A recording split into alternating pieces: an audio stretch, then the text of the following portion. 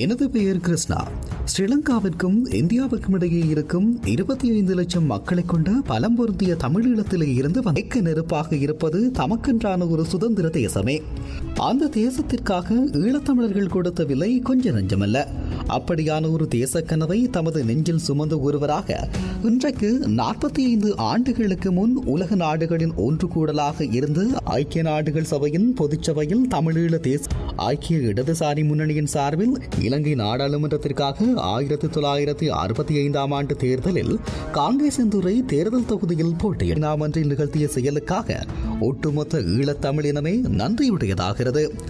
அந்த நிகழ்வு எப்படி சாத்தியமானது என்று வாசன் திட்டம் தீட்டினார்.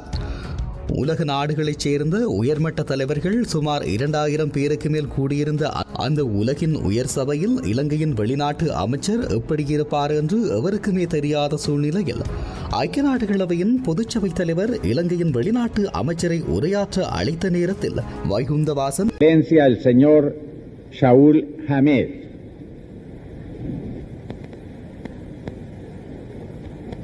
அவரை பாதுகாப்பு அதிகாரிகள் அங்கிருந்து வெளியேற்றிவிட்டார்கள். இதனைத் தொடர்ந்து அவரை சூழ பெரும் எண்ணிக்கையிலான தொலைக்காட்சி ஊடகவியலாளர்களும் பத்திரிகையாளர்களும் சூழ்ந்து கொண்டார்கள். அமெரிக்காவின் நியூயார்க் டைம்ஸ் இதழின் நிருபர் முதலில் அவரிடம், நீங்கள் உங்கள் பேச்சில் தமிழீழம் பற்றி குறிப்பிட்டீர்களே, இந்த நாடு உலக வரைபடத்தில் எங்கே இருக்கிறது என கேட்டார். அதற்கு வைகுந்தவாசன் பின்வருமாறு பதில் கொடுத்தார். நான் குறிப்பிடும் தமிழீழம் இந்திய பெருங்கடலில் தென்னிந்தியாவிற்கு தெற்கேயும் இலங்கைக்கு வடக்கேயும் பாக்கு நீரினை அண்மித்ததாகவும் வங்காள விரிகுடா கடலை ஒரு பக்க எல்லையாகவும் கொண்டிருக்கிறது. அங்கு 25 லட்சம் தமிழ் பேசும் மக்கள் வாழ்கிறார்கள். அவர்களை இலங்கை அரசாங்கம் இனப்படுகொலைக்குள்ளாக்குகிறது என்றார்.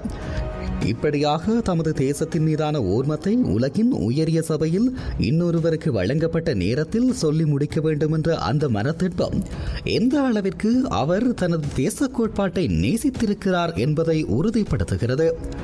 விடுதலை வேண்டிய ஒரு இனமாக, இழப்புகளின் வலிகளை சுமந்த இனமாக, தமக்கென்ற ஒரு தேசத்தை, அதுவும் தமது பூர்வீக தாயகத்தை தமக்கான சுதந்திர தேசமாக காண வேண்டும் என்ற ஒட்டுமொத்த ஈழத்தமிழர்களின் அபாவும் அன்று கிருஷ்ணா வைகுந்தவாசனில் வெளிப்பட்டு நின்றது.